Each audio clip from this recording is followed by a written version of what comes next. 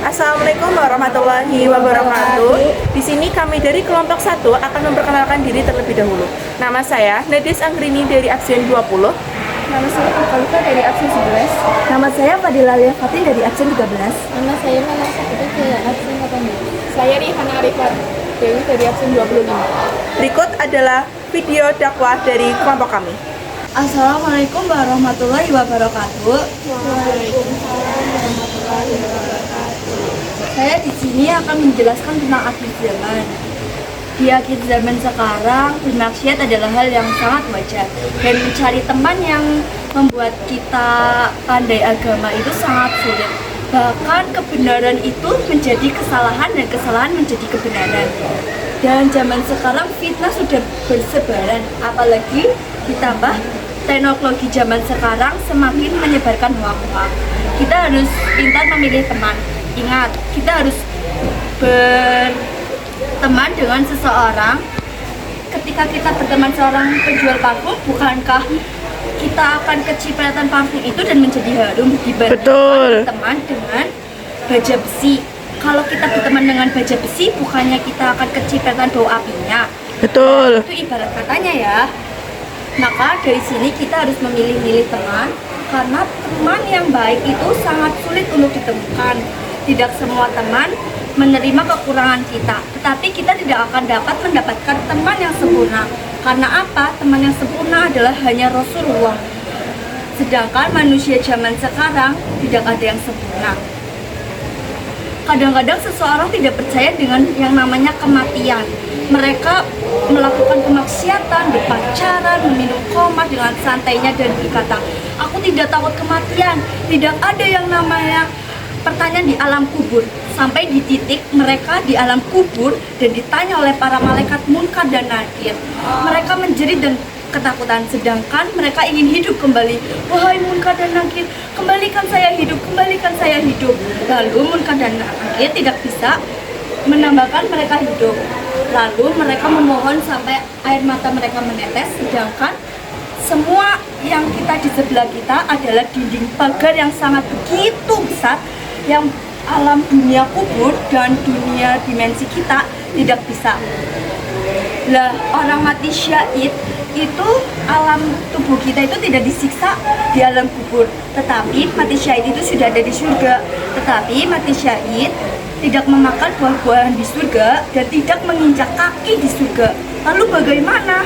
Mereka menjadi burung-burung di surga yang berterbangan di surga dan menunggu sampai hari kiamat tiba dan mereka akan menjadi roh manusia.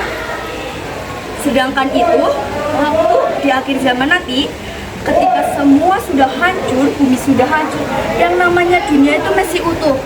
Bukankah bertanya, apakah ada dunia itu sudah menjadi hancur dan gunung-gunung sudah meletus? Ya, itu memang benar, gunung-gunung meletus dan semua tanah-tanah itu menjadi rata dan ada di titik tulang ekor manusia bertumbuhan dan mereka menjadi manusia, yaitu di padang mahsyar namanya. Mereka dari Nabi Adam dan Nabi Muhammad SAW, mereka dikumpulkan di padang mahsyar dan dihisab. Semua orang mengantri tentang semuanya, dan di sana ada layar yang menunjukkan tontonan kemaksiatan kita. Dan satu persatu manusia akan dipertimbangkan amal kebaikannya. Jika kebaikannya lebih banyak, maka maksiatnya lebih sedikit. Mereka akan dihisab sebentar, lalu dimasukkan jalur surga. Sedangkan yang kemaksiatnya sangat begitu banyak dan kebaikannya sedikit, mereka akan dihisab dan dimasukkan neraka dahulu, baru hingga badannya suci, merasa suci, baru ia kembali ke surga. Lalu, apa manfaat kita mendapatkan teman yang begitu soleh? Manfaatnya adalah ketika kita suatu nanti masuk neraka dan teman kita masuk surga, teman kita akan berkata, "Ya Allah, di mana teman saya? Teman saya yang selalu mengikuti saya sholat." Lalu Allah Subhanahu wa Ta'ala berkata, "Ia ada di pintu gerbang neraka." Lalu si teman itu berkata, "Ya Allah, saya mohon ya Allah, saya ingin bersamanya." Lalu Allah pun akhirnya membuka gerbang neraka dan berkata, "Gandenglah temanmu tersebut dan bawalah kemari." Lalu si teman itu membawa teman yang masuk neraka itu menggandeng temannya, contohnya namanya Rika. Rika, ayo Rika, kita akan memasuki surga bersama-sama. Lalu mereka memasuki surga bersama-sama. Itu manfaatnya mendapatkan teman yang baik daripada teman yang berzina, bermaksiat, tidak bisa membantu menolong kita, sudah sesat, tidak ada manfaatnya. Karena kesenangan di dunia itu sangatlah sementara. Dan berikut adalah yang saya pelajari. Kira-kiranya ada pertanyaan? Ya, boleh. Kalau misalnya kita sudah bisa berpuasa, kita itu ingat dengan kita atau Jawabannya tidak. Kita tidak akan mengingat siapa orang-orang yang di dunia. Bahkan kita tidak mengenal diri kita sendiri.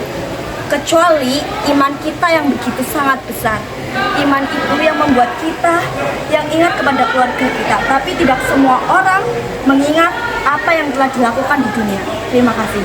Ada pertanyaan lagi?